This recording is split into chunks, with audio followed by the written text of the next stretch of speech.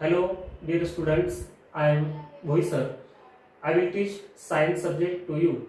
Today we have learned chapter number first, laws of motion. In this chapter, first of all, we have to see some points. The first point is motion. Second, distance and displacement.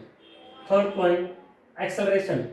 And fourth one, Newton's law of motion and related equation. Motion म्हणजे काय तर गती आणि law of motion म्हणजे काय तर गतीचे नियम. पहिला मुद्दा आहे मोशन. दुसरा मुद्दा जो आहे तो डिस्टन्स अँड डिस्प्लेसमेंट. आता डिस्टन्स म्हणजे काय अंतर आणि डिस्प्लेसमेंट म्हणजे काय तर विस्थापन. तिसरा जो मुद्दा आहे ॲक्सेलरेशन. ॲक्सेलरेशन म्हणजे काय त्वरण.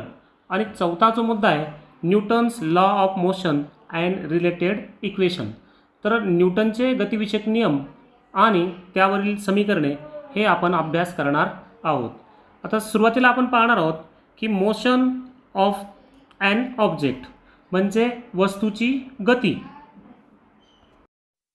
In which of the following examples you can sense motion. म्हणजे खालीलपैकी कोणकोणत्या उदाहरणामध्ये तुम्हाला गतीची जाणीव होते ती उदाहरणं खाली दिलेली आहेत.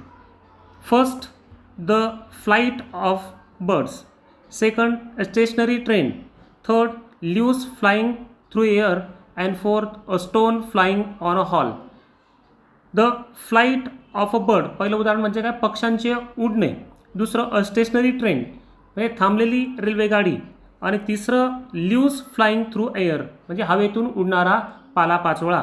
आणि चौथं उदाहरण दिलेलं आहे a stone flying on a hill म्हणजे डोंगरावरती स्थिर असलेला दगड.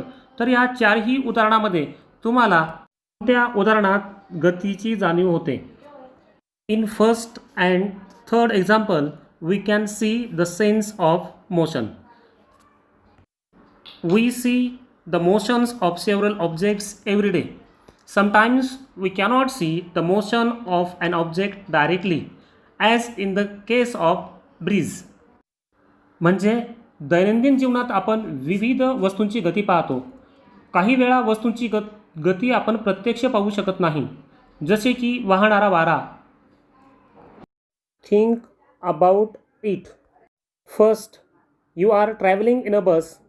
Is the person sitting next to you in motion? Second, what do you to take into consideration to decide if an object is moving or not?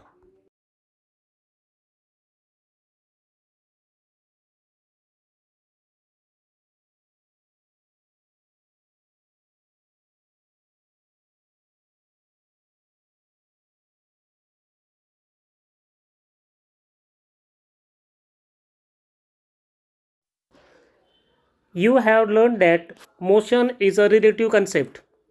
If the position of an object is changing with respect to its surrounding, then it is said to be in motion. Otherwise, it is said to be at rest. You have learned that motion is a relative concept. If the position of an object is changing with respect to its surroundings, then it is said to be in motion. Otherwise, it is said to be at rest.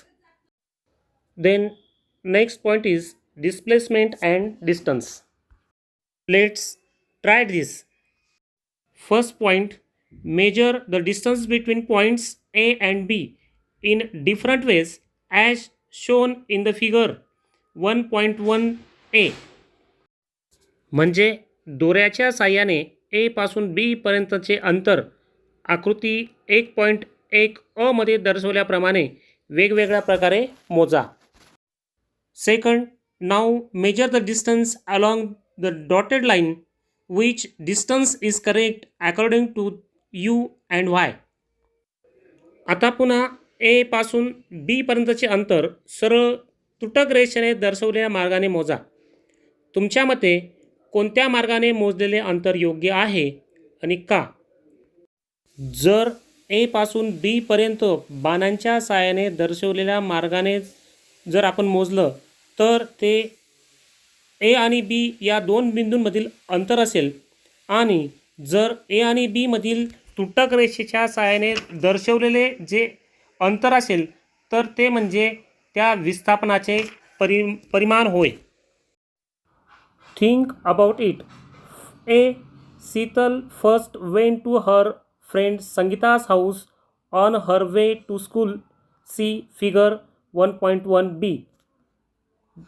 B. Prashant went straight from home to school. Both are walking with the same speed. Who will take less time to reach the school and why? In this above example, there is a difference between the actual distance and the distance travel. What is it? Distance is the length of the actual path traveled by an object in motion while going from one point to another, whereas displacement is the minimum distance between the starting point and the finishing points. अंतर म्हणजे दोन बिंदूंच्या दरम्यान गतिमान असताना वस्तूने प्रत्यक्ष केलेले मार्गक्रमण होय, तर विस्थापन म्हणजे गतिमानतेच्या आरंभ व अंतिम बिंदूमधील सर्वात कमी अंतर होय.